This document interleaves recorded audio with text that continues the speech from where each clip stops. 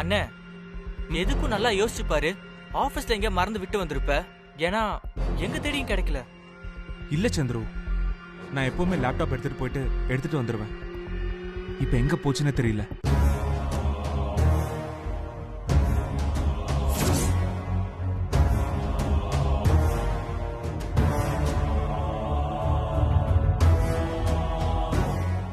என்ன சூர்யா, எப்பவும் ரூம நீட்டா கிளீனா வச்சிருப்ப, இப்ப சந்துரோட சேர்ந்து நீயும் கெட்டு போயிட்டியா?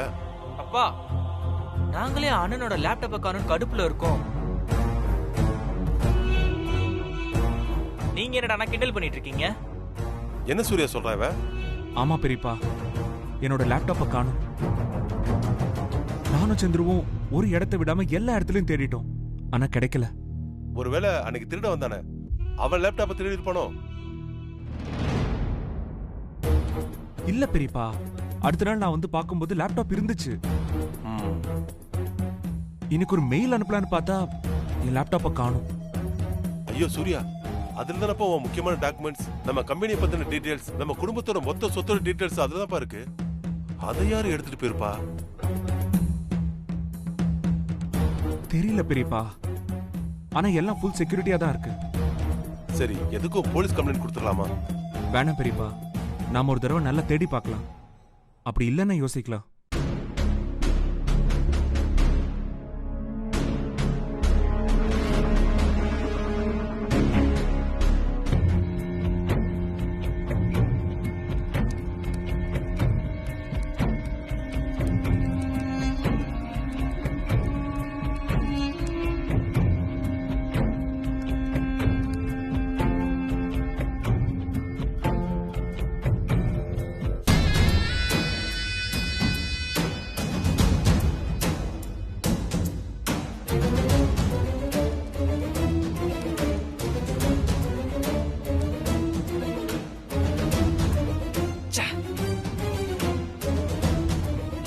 என்ன அபி, நீ பெரிய தில்லாலங்கடின்னு நினைச்ச,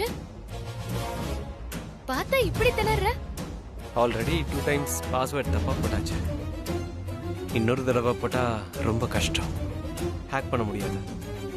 அப்ப அவ்வளவுதானா? கொஞ்சம் வெயிட் பண்ணு, எல்லாத்துக்குமே அவசரப்பட்டா எப்படி?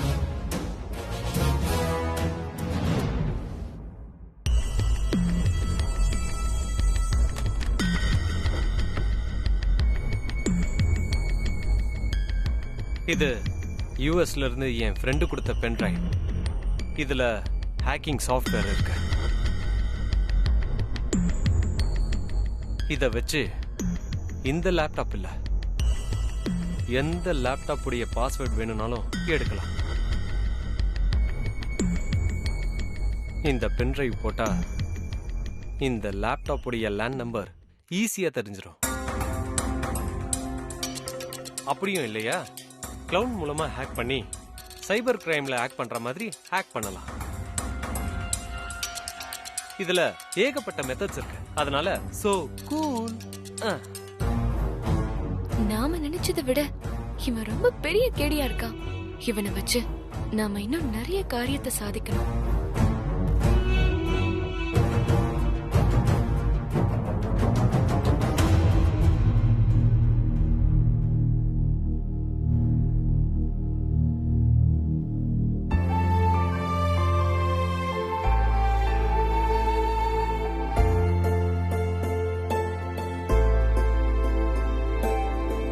என்னாச்சு சாம்? ஏன் ரொம்ப டல்லா இருக்க? நீ பேசாம போயிடு சந்துரு. நீ கூட என்ன சீட் பண்ணிட்டல. சாம், நான் என்ன பண்ண? சும்மா அப்படியே நடிக்காத சந்துரு. எல்லாம் தெரிஞ்சோ நீயும் என்கிட்ட இருந்து மறைச்சிட்ட. என்கிட்ட நீ உண்மையை சொல்லிருக்கணும்ல. சத்தியமா சொல்ற சாம், நீ எதை பத்தி சொல்றேன்னு எனக்கு புரியல. எஸ்ஜி என்டர்பிரைசஸ் கம்பெனி உங்களோட குரூப் ஆஃப் கம்பெனின்னு ஏன் என்கிட்ட சொல்லல?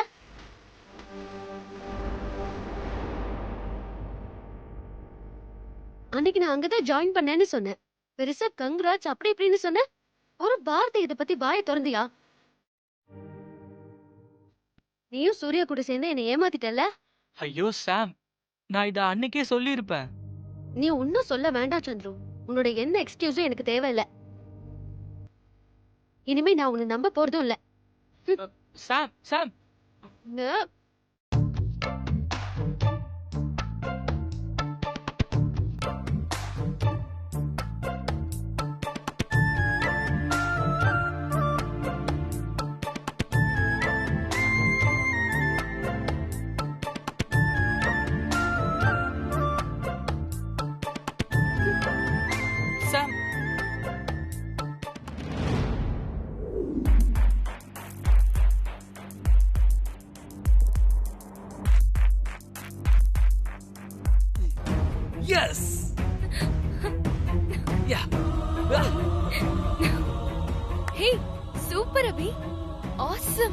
I can't believe this.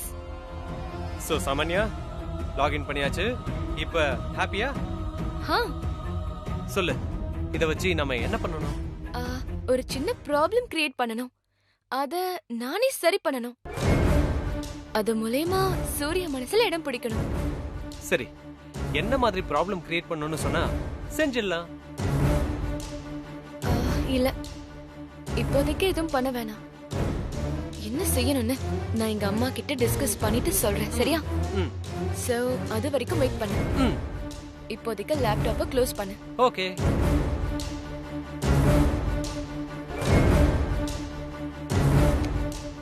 இந்த லேப்டாப் உன்கிட்டயே இருக்கட்டும், அதுதான் சேஃப். அப்ப நான் கிளம்புறேன். உன் காலுக்காக வெயிட் பண்றேன். Bye by.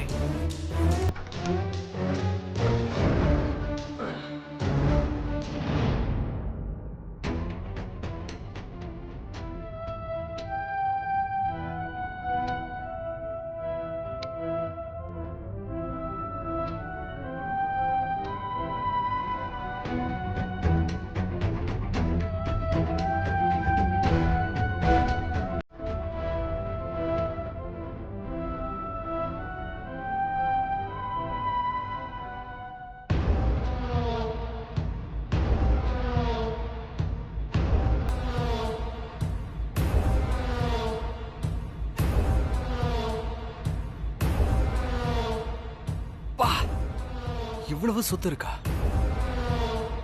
அப்ப பேங்க் பேலன்ஸ் எவ்வளவு இருக்கும்?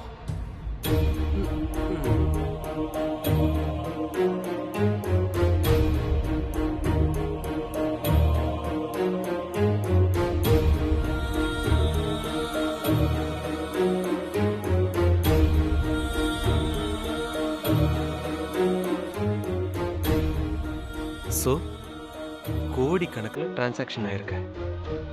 இவ்வளோ பேங்க் பேலன்ஸ் இருக்கு. பா காட், இந்த கேஷை எப்படியாவது நம்ம அக்கௌண்ட்டுக்கு ட்ரான்ஸ்ஃபர் பண்ணணும். சாமான்யா மாட்னடி. நான் நினைச்ச மாதிரி நினைச்சபடி என்ன வேணாலும் பண்ணலாம். அப்பாடா.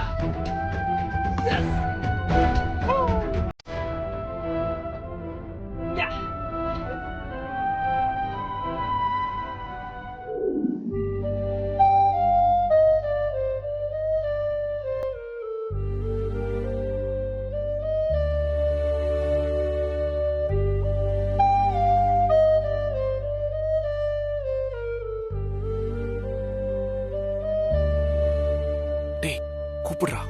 ஐயோ, நான் கூப்பிட மாட்டேன், நீயே கூப்பிடு. சாம், சாம்.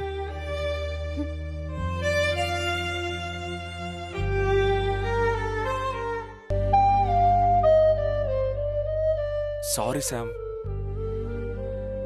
நீங்க யாரும் எதுவும் சொல்ல தேவையில்ல. தயவு செஞ்சு கிளம்புங்க. ஒரு 2 மினிட்ஸ் சாம். நான் நடந்தது என்னன்னு சொல்லிட்டு போயிடுறேன். இன்னும் சொல்றதுக்கு என்ன இருக்கு? எஸ்ஜி என்டர்பிரைசஸ் கம்பெனி நம்ம குரூப் ஆஃப் கம்பெனின்னு தெரிஞ்சிருந்தா நீ வேலையில சேர்ந்திருக்க மாட்டேன். அதனாலதான் நான் சொல்லல. சந்திருவையும் சொல்ல வேண்டாம்னு சொல்லிட்டேன். அப்போ உங்க ரெக்கமெண்டேஷன்ல தான் எனக்கு வேலை கிடைச்சதா? இல்ல, நான் சொல்றது சத்தியம். என்ன நம்பு சாம். மேனேஜர் சுதர்ஷனத்துக்கு உன்னோட ரெஸ்யூம் பிடிச்சிருந்தது. அந்த வேலைக்கு நீ குவாலிஃபைடான ஆளுதான். அதனாலதான் உன்னை செலக்ட் பண்ணாரு. மத்தபடி வேற எதுவும் ரீசன் இல்ல. ஆனா இன்டர்வியூ முடிஞ்ச உடனே மேனேஜர் வந்து என்ன பார்த்தாரு. என்கிட்ட உங்க வீட்டு பொண்ணு செலக்ட் ஆயிட்டாங்கன்னு சொன்னாரு. சுதர்ஷனும் கூட உன்கிட்ட உண்மையா சொல்லட்டுமான்னு கேட்டாரு. நான் தான் உன்கிட்ட உண்மையா சொல்ல வேண்டாம்னு சொன்னேன். என்ன மேடம் இங்க நிக்கிறீங்க? இல்ல சார், நீங்க தான் எதுவும் சொல்லாம அப்படியே போயிட்டீங்க. ஐயோ மேடம், அது வந்து நான் சூர்யா சாரை பார்க்க போயிருந்தேன். வாட்? ஐ மீன் நான் சூரிய நமஸ்காரம் பண்ண போயிருந்தேன். உனக்கு உண்மை தெரிஞ்சிடும் சொல்லிதான் நான் இவ்வளவு நாளா ஆபீஸ் பக்கமே வராம இருந்தேன். இப்போ உனக்கு தெரிஞ்சிருச்சு. இனிமேலும் நான் ஆபீஸ்க்கு வர மாட்டேன். நான் மறுபடியும் சொல்றேன் சாம், உண்மையாவே நீ அந்த போஸ்டிங்க்கு குவாலிஃபைடான ஆளுதான்.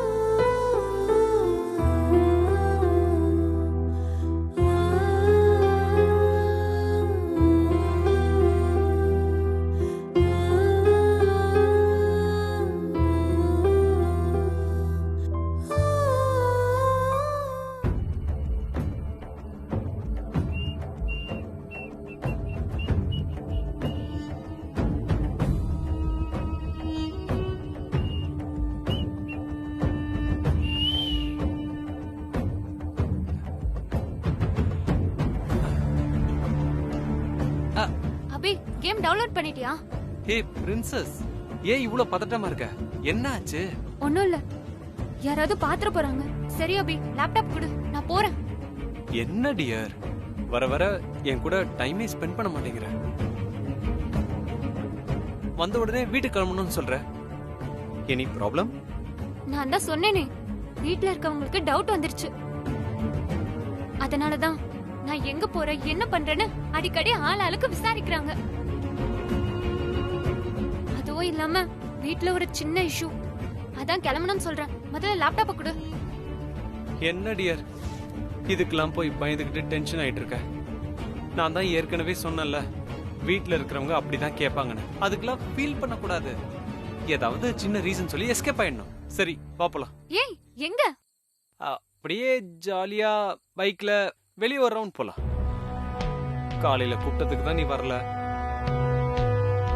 அட்லீஸ்ட் இப்பயாவது என் கூட வா. சரி, ஃபர்ஸ்ட் லேப்டாப்பை வச்சுட்டு வந்துறேன், அப்புறம் பார்க்கலாம். பார்க்கலாம்லாம் கிடையாது, கண்டிப்பா வர. நான் வீட்டுக்கு வந்து ஹார்ன் அடிப்பேன், நீ கீழே வந்துரு. யாராவது பாத்திர போறாங்க. யாரும் பார்க்க மாட்டாங்க. உங்க வீட்ல எல்லாரும் பிஸியா தான் இருப்பாங்க. நீ தைரியமா வரலாம். சரி, நான் வரேன். இவ என்னைக்கு நம்ம லிஸ்ட்ல வர போறான்னு தெரியலையே. தெரியலையே.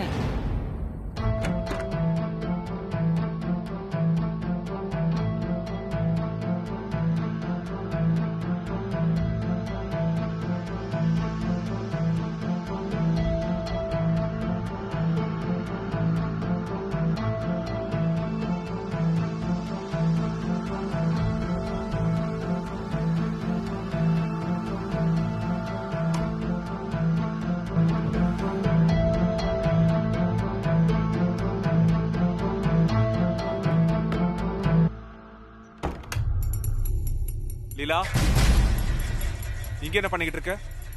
அதுவும் இந்த நேரத்துல? அது ஒண்ணும் இல்லண்ணா, நீ எப்படி இருக்கேன்னு உன்னை பாத்துட்டு போலான்னு வந்தேன். நான் நல்லா இருக்கேன் லீலா. உனக்கு என்ன ஆச்சு? ஒண்ணும் இல்லண்ணா, நான் நல்லா தான் இருக்கேன்.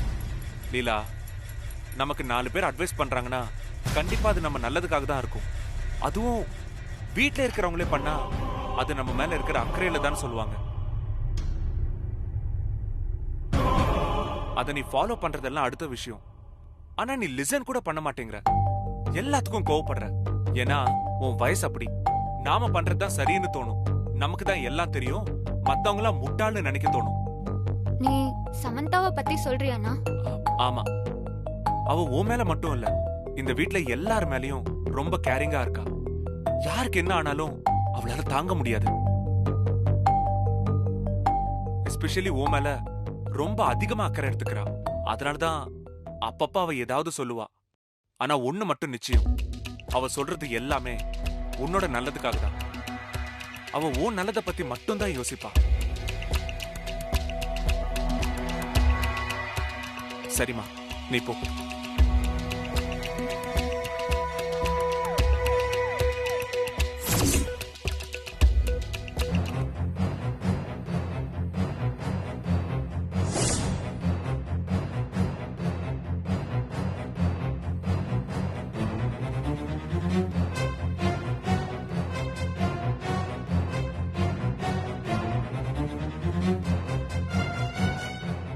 ஆனா ஒண்ணு மட்டும் நிச்சயம், அவ சொல்றது எல்லாமே உன்னோட நல்லதுக்காக தான். அவ உன் நல்லதை பத்தி மட்டும்தான் யோசிப்பா.